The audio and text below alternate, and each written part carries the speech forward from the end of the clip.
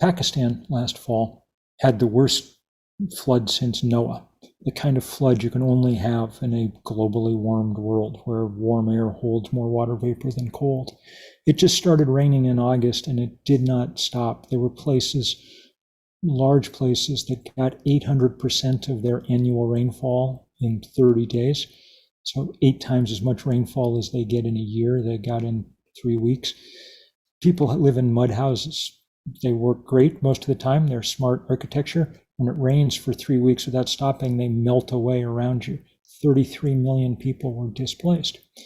Well, the 200 million people or so in Pakistan, they've produced way less than 1% of all the carbon in the atmosphere. The 3% of the world's population that calls itself Americans has produced about 25% of all the carbon in the atmosphere.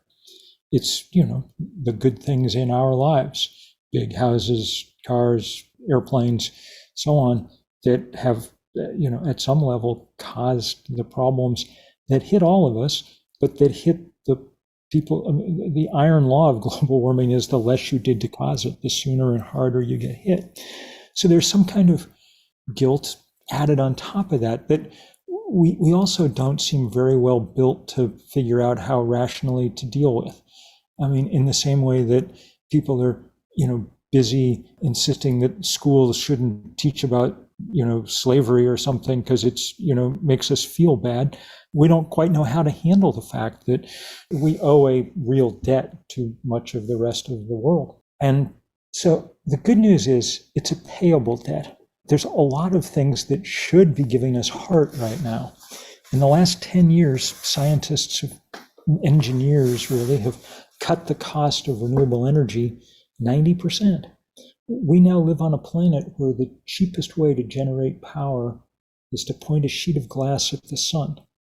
That's Hogwarts scale magic, I'm an occasional Sunday school teacher. That's water into wine kind of miracle. So there's no longer a deep technological or financial obstacle to keep us from making very rapid progress at decarbonizing the earth.